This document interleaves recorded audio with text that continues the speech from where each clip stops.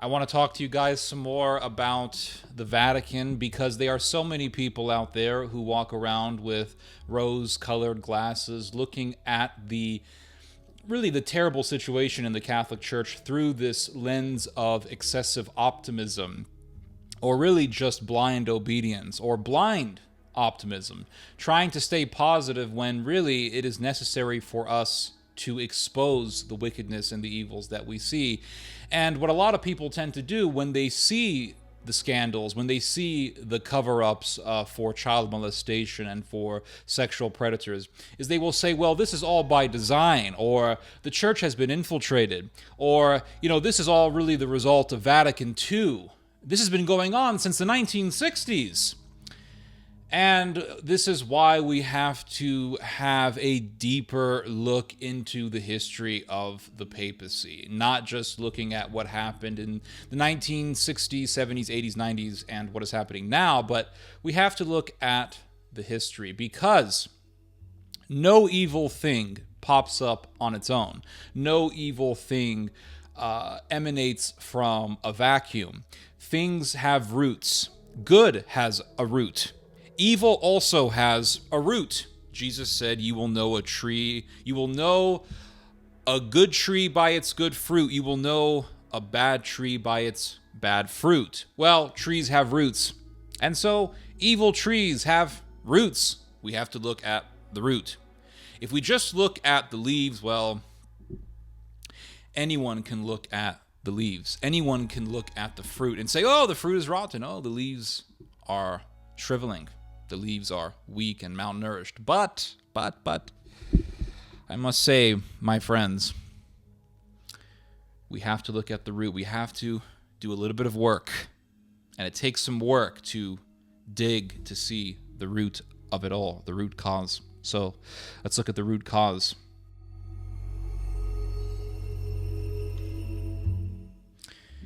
Pope Alexander VI. We're not going to go back to John Paul II. We're not going to go to Francis. Let's go back in time. Let's go a little bit deeper into history. Let's go beyond the 20th century or the 21st century. Pope Alexander VI. Oh, he loved paganism. He was obsessed with pagan Egyptian religion. Pope Alexander VI, he was one of the... He was a Borgia. He was part of that family, very powerful family, very corrupt. He had built a residency, a papal residency, full of rooms, adorned with fine pieces of artwork. Very well done ceiling artwork.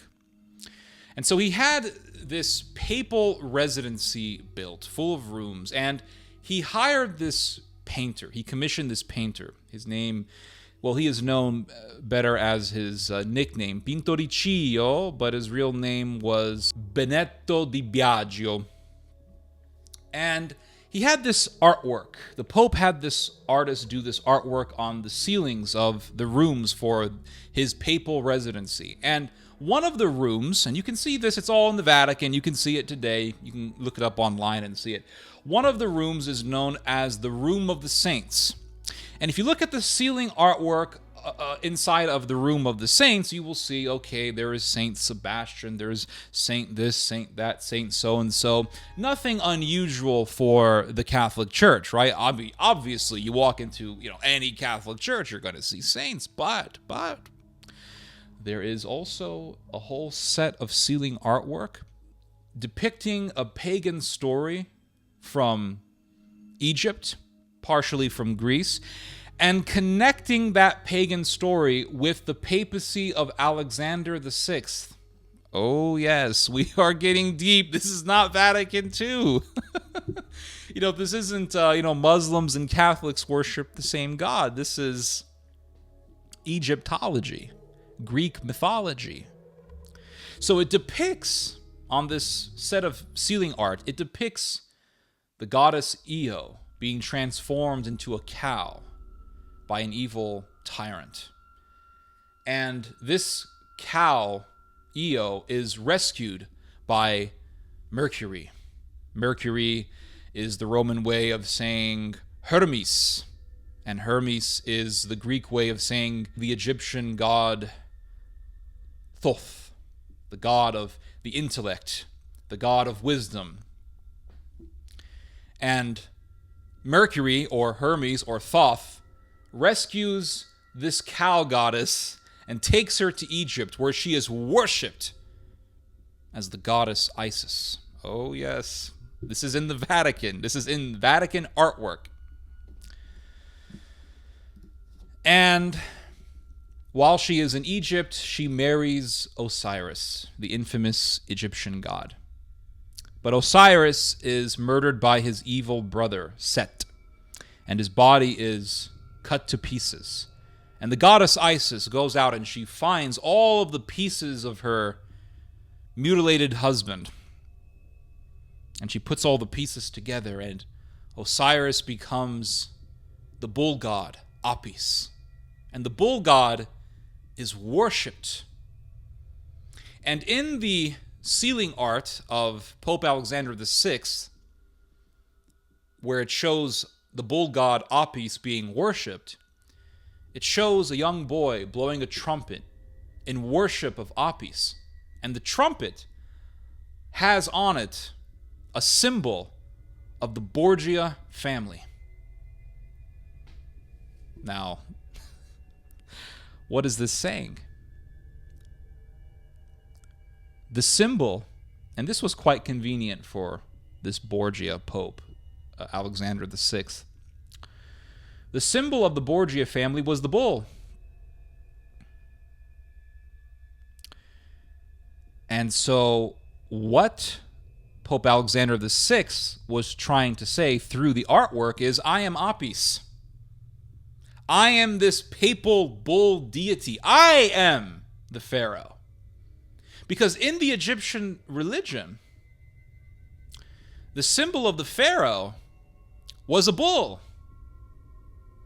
And at times, the symbol of the pharaoh was a calf. Remind you of something? Remind you of something. Think about this. The book of Exodus, what does it talk about? The story of the golden calf, one of the most read stories in all of the Bible. Everyone who went to Sunday school as a kid heard this story. When you were a kid growing up in the 1990s, you probably saw the Ben Kingsley Moses movie. Blessed be this symbol of the great force that led us out of Egypt.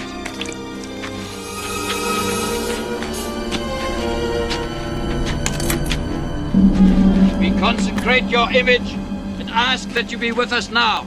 Greet the birth of this image of the Almighty. Celebrate its presence in our midst. And you saw the scene where they build the golden calf, and they say, the calf will lead us. What, or who, I should say, were they worshiping in the desert during the Exodus? They were worshiping the Pharaoh. They were saying, this Moses is gone. He's been gone for 30 days. He's probably dead. He abandoned us. He failed us. And where is this God of his? He is not here to care for us. But Pharaoh cared for us. And remember what it says in the Bible? They were complaining. They wanted to go back to Egypt. They wanted to go back to Egypt. Why? Well, we miss the leeks and the garlic. We want the good Egyptian cuisine. So they built this golden calf. And remember, they were pagans when they were slaves in Egypt. It's not like they all knew who the true God was. It's not like they all knew who the God of Abraham was. And this is the reason why when they got back to the Holy Land, Joshua told them, get rid of your idols. Get rid of all of it. All of it. It's all got to go. Why? Because they were pagans when they were slaves. And what type of paganism were they in? It's quite obvious. They were into Egyptian paganism. And that's why they built this big golden calf. All the women got their jewelry. They melted the gold down. They built the golden calf. So they were essentially saying, let's go back to Pharaoh. Let's worship the Pharaoh again. We got this big golden calf. And this was the greatest betrayal.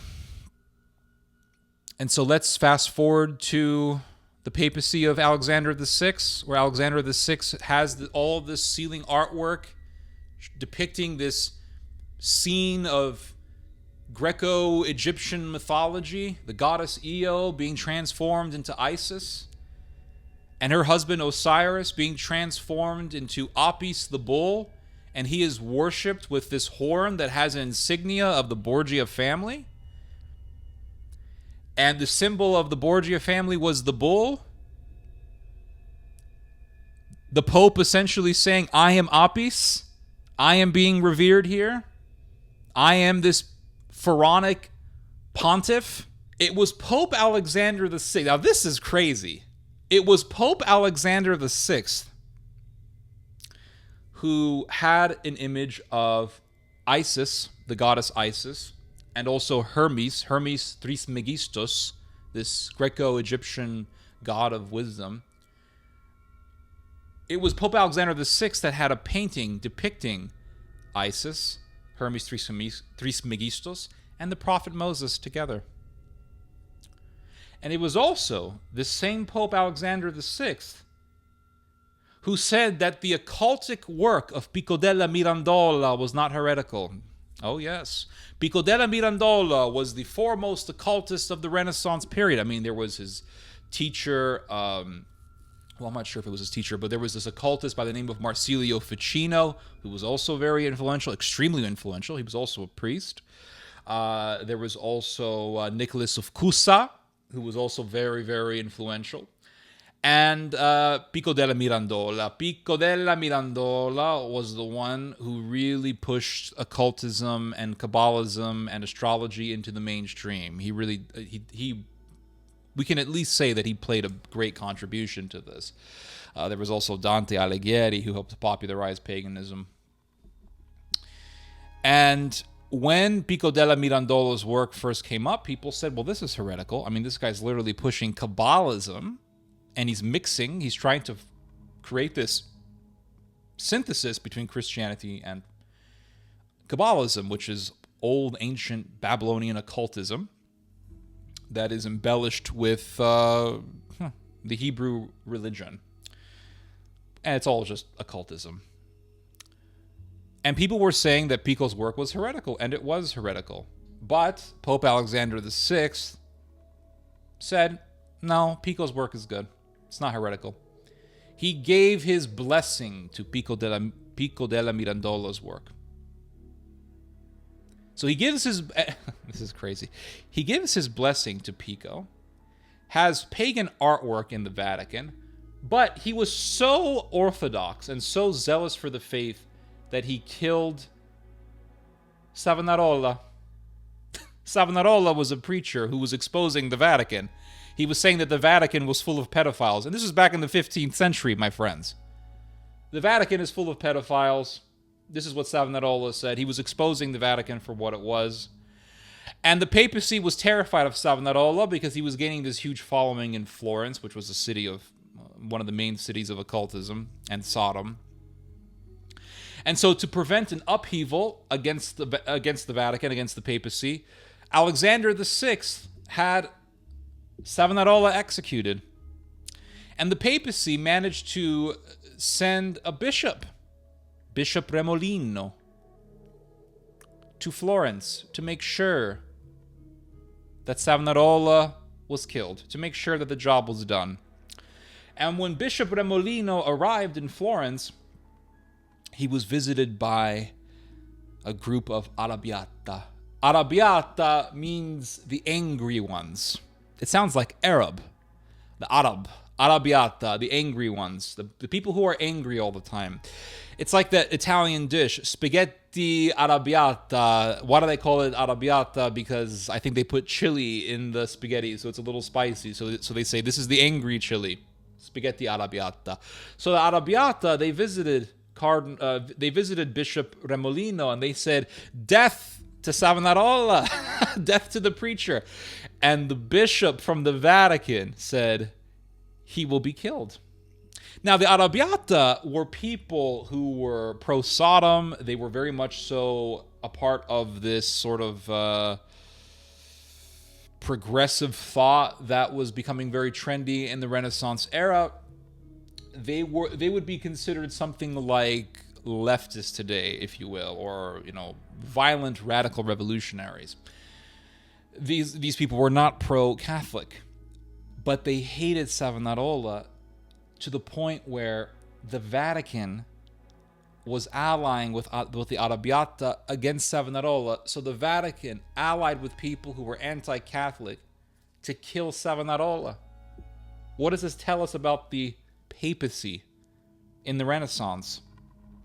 Not much has changed, my friends.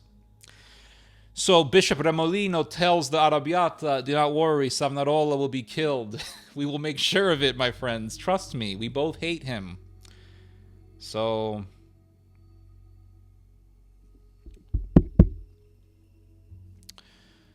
to award Bishop Remolino, the Arrabbiata sent a prostitute to him. And they made sure, and this tells us something about the Vatican in those days, and it tells us that Savonarola was right about those people in the Vatican. The Arrabbiata sent Bishop Remolino a prostitute, and they made sure to dress up this prostitute as if she was a boy.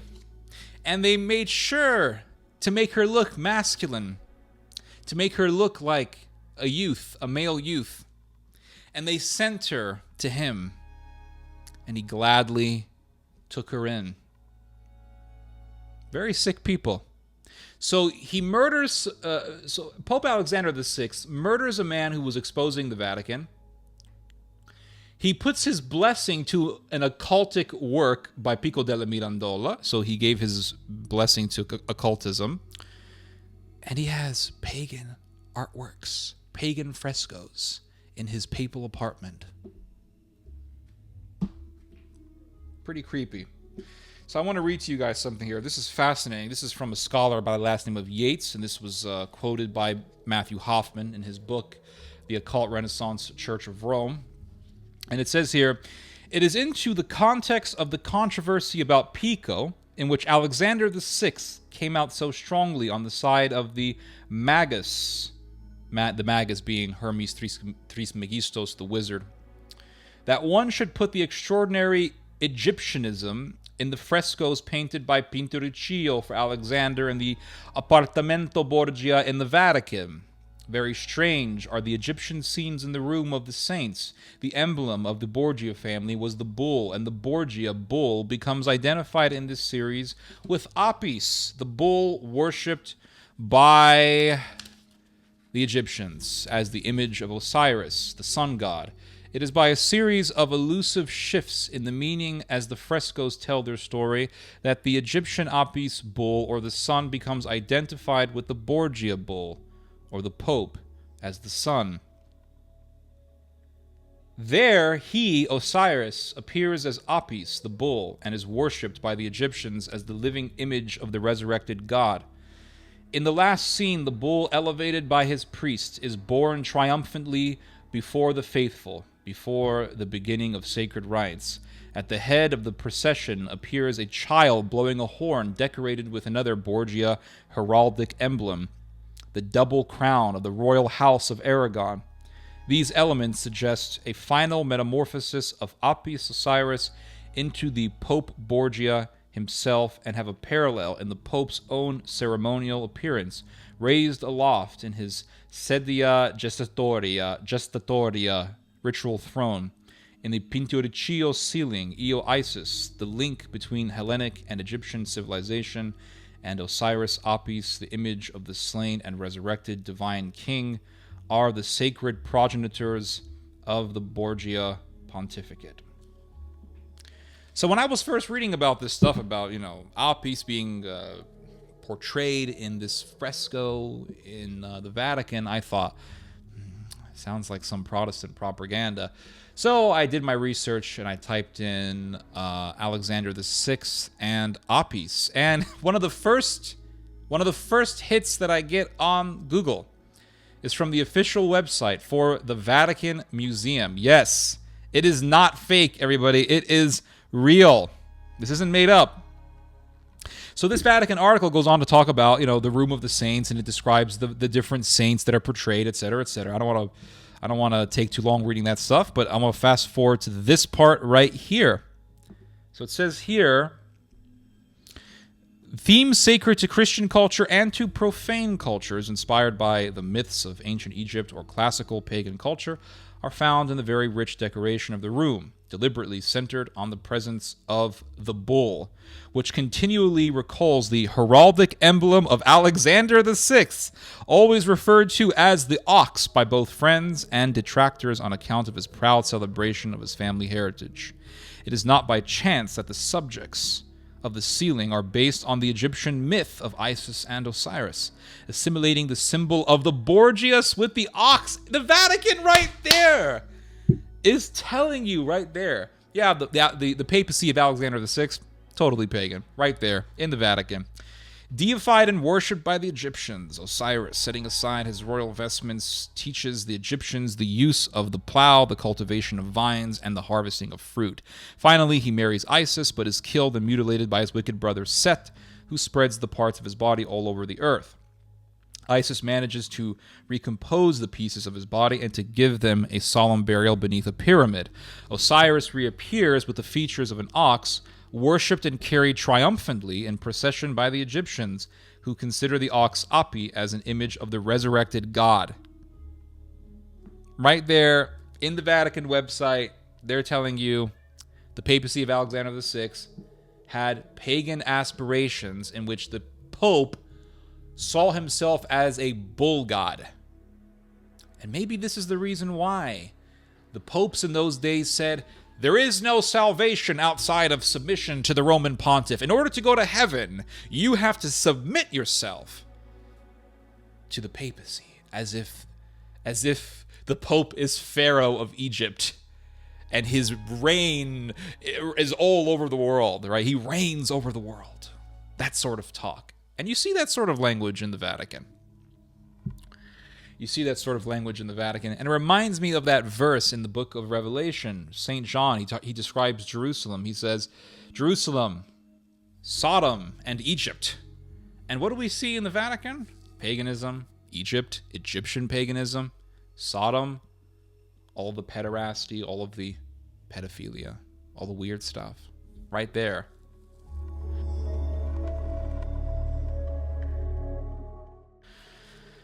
And, well, it just reminds me of something. Catholicism is not really Catholicism anymore, now is it? No, it's really not. I mean, and Vatican II put the stamp on it. Vatican II just put Catholicism in the grave. It was being killed, and they just, Vatican II just finished it off. Killed off whatever good was left in it. And there was good in the Catholic Church. Just look at Pope Pius XII. He was a righteous pope. Fought against the Nazis. But Catholicism is not Catholicism. It's really just Aquinism. That's what it is. It's Aquinasism. They quote Aquinas more than anybody. They quote Aquinas more than the Bible. They quote Aquinas more than Jesus Christ. And, I wish I could draw all this out on a diagram.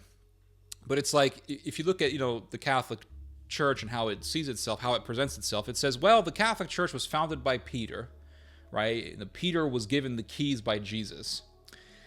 So you look at, if you were to draw all this out in a diagram, it would go something like this. St. Peter's over here, and he has the keys. And then Aquinas. So it's like, yeah, it was founded by Peter, and then we just go to Aquinas, right? Whatever was before, whatever was between Peter and Aquinas, you forget all that. Peter, Aquinas, here we go. Peter, Aquinas. And they have to have Peter there for that legitimacy. They need that apostolic succession. And they'll say, well, Peter was given the keys. Yeah, Peter was given the keys, but those keys were stolen. The keys were stolen by Aquinas. They quote that guy more than anybody. And I've never really heard any Catholics address some of the weird stuff about Aquinas. And let's get a little bit into that, because that's something that doesn't really get addressed at all. But Aquinas believed in astrology. And it's very interesting. Pico della Mirandola, around the time he got his blessing from Pope Alexander VI, wrote a book about astrology. And in this book, he says that he condemns astrology. But in this same book, Pico della Mirandola says that as long as you don't believe that the stars and the heavenly bodies control your will, then astrology is okay. Well, do you know who else taught this? Aquinas taught this. And I'll read to you guys a quote from Aquinas. Check this out. This is from the Summa Theologica. This is the Summa that they quote more than the Bible. It must be observed, however, that indirectly and accidentally, the impressions of heavenly bodies can reach the intellect and will, for as much, namely, as both intellect and will receive something from the inferior powers which are affixed to corporal organs. And then he goes on to say, therefore, the impressions of the heavenly bodies, by virtue of which the inferior powers can be changed, has less influence on the will, which is the proximate cause of human actions, than on the intellect. So the heavenly bodies can have an influence on your intellect. And Aquinas goes on to say, the spiritual substances that move the heavenly bodies do indeed act on corporal things by means of the heavenly bodies, but they act immediately on the human intellect by enlightening it. So the stars, the constellations, they can enlighten our intellect, according to Aquinas. Well, that's paganism. It's right there. Paganism, right there, in the most quoted saint in the whole Catholic Church. No wonder the Orthodox reject Aquinas. I was wondering for years, why do the Orthodox reject Aquinas? And then I started looking into him. I'm like, oh yeah, that's the reason why. And Aquinas' mentor, Albertus Magnus, who was known by the Vatican as Saint Albert the Great. Yes, he is considered a saint. Albertus Magnus believed in astrology and talismans. When else was talismans and astrology promoted? Oh, during the Renaissance. So you see this thing in the Middle Ages. That's when Aquinas and Magnus were alive, the Middle Ages. You see this teaching of astrology in the Middle Ages, and then you fast forward to the Renaissance, and you see it being taught even more intensely.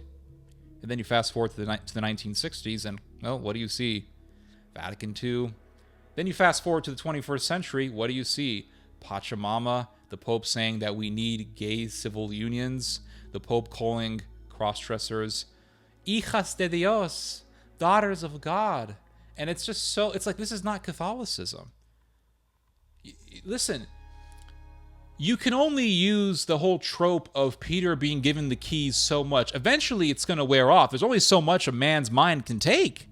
There's only so much that the human intellect can take before people start questioning the whole thing. Yeah, Peter was given the keys, but the keys were stolen by Aquinas. It's amazing. It's Aquinasism. It's not a Catholicism. This is not Catholicism. It's Aquinasism. Catholicism was taught by the people who came right after St. John. Polycarp. Polycarp taught Catholicism. St. Clement taught Catholicism. St. Paul taught Catholicism. But this is not Catholicism. This is paganism. This is Egyptian, Babylonian, Kabbalistic religion. Oh, yes. That's what this is. And we talk about, oh, this is the Catholic Church founded by Peter. The keys were given to Peter. The keys were stolen. And they quote Aquinas more than anyone else. And then you have liberal Catholics, right? And there's factionalism within Aquinasism. You have liberal Catholics who claim Aquinas. You have conservative traditionalist Catholics who also claim Aquinism. And they will sit there and argue about what Aquinas actually said and what he didn't say. Oh, yes. And Aquinas will write in a way where it's difficult to pin him. He writes in a way where he'll condemn something, but it's written in a way where you can sort of find a loophole. Like, oh yeah, he'll condemn astrology, but he'll say, well, there's exceptions for astrology. And you see that in Catholicism today. And it's not even Catholicism. It's Aquinasism. Why do I say Catholicism? It's not Catholicism. It's Aquinasism. And you see this Pachamama stuff, and there's so much ridiculousness in this Aquinasism that we see today. Our Lady of this, Our Lady of that, Our Lady, Our Lady, Our Lady. Our Lady of Lebanon. And then they have this idol, this wooden carved out image, some woman with her breast sticking out, and they're saying, oh, this is the Virgin Mary. Our Lady of the Amazon. That's Our Lady of the Amazon. It's ridiculous. It's just stupidity. It's not really just stupidity. It's evil. It's deceptive. What we see today is not Catholicism, my friends. What we see today is Aquinicism. That's what this is. Anyway, you guys just heard some theology. God bless.